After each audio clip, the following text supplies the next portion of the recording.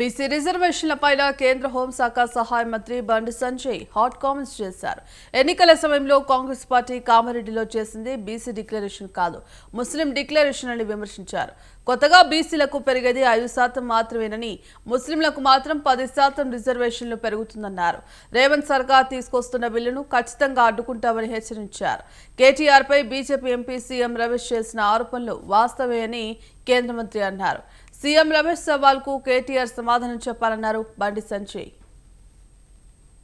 వీళ్ళు ప్రకటించింది BC declaration వల్ల జరుగుతున్నది ఏంది? బీసీలకు 5% మాత్రమే ఇచ్చారు, ముస్లింలకు 10% ఇచ్చారు. బీసీలకు 5% ఇచ్చారు, అది కూడా 5% కాదన్న. అంతకుముందే 34% ఉండే స్థానిక ఎన్నికల్లో స్థానిక సంస్థల రిజర్వేషన్ 34% ఉంటే 32% చేసారు. ఇప్పుడు మళ్ళా ఇంకా 2% తగ్గించారు. సరే, వాళ్ళు చెప్పేదాని ప్రకారము బీసీలకు ఇచ్చింది 5%, ముస్లింలకు ఇచ్చింది 10%. దీన్ని ముస్లిం డిక్లరేషన్ అంటారా, బీసీ డిక్లరేషన్ అంటారా చెప్పండి. 5% బీసీలకు ఇచ్చి 10% ముస్లింలకు ఇస్తే దీన్ని పక్క ముస్లిం డిక్లరేషన్ అంటారు.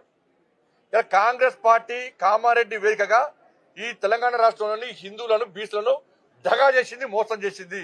తెలంగాణ రాష్ట్రంలో కాంగ్రెస్ పార్టీ అధికారంలోకి వచ్చిన తర్వాత పూర్తిగా అన్ని ప్రాంతాలలో దేవాలయాల మీద దాడులు విపరీతంగా పెరిగినాయి. ఒక దేవాలయం మీద దాడి మర్చిపోక ముందే ఇంకో దేవాలయం మీద దాడి జరుగుతూ ఉన్నది.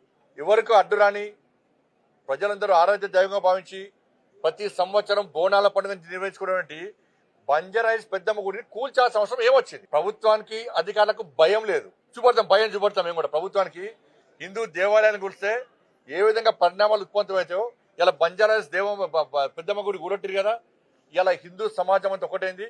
వేలాది మంది యువకులు ఇలా బంజారాయిల్స్ పెద్దమ్మ గుడి కోసం ఉద్యమం చేయడానికి సిద్ధంగా ఉన్నారు. ఇవాళ ప్రభుత్వం సమాధానం చెప్పాలి. ఎవరైతే గుడిని కూర్చోరో ఫస్ట్ అధికారులు సస్పెండ్ అయ్యండి ఫస్ట్.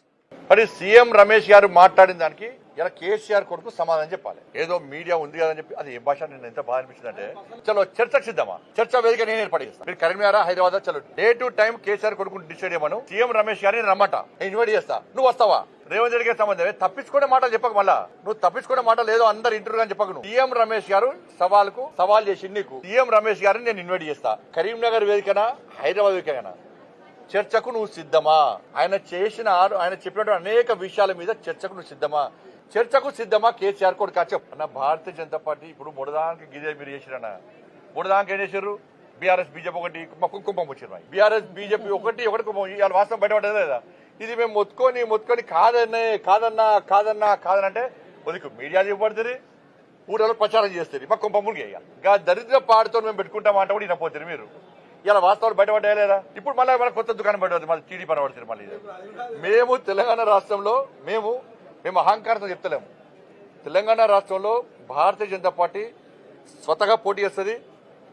నరేంద్ర మోడీ గారి చరిష్మా, నరేంద్ర మోడీ గారు ఈ తెలంగాణ రాష్ట్రంలో అమలు చేస్తున్న సంక్షేమ పథకాలు, అభివృద్ధి, ఇవాళ బీఆర్ఎస్ పార్టీకి వ్యతిరేకంగా ఏ విధంగా నిర్ణయించుకున్నారో అతి తక్కువ సమయంలో కాంగ్రెస్ పార్టీ ప్రజా వ్యతిరేకత చూరగొన్నది. కాబట్టి ప్రజల లోపల చర్చ జరుగుతున్నది ఆల్రెడీ. ఏమనంటే ఒక్కసారి భారతీయ జనతా పార్టీకి అవకాశం ఇవ్వాలి.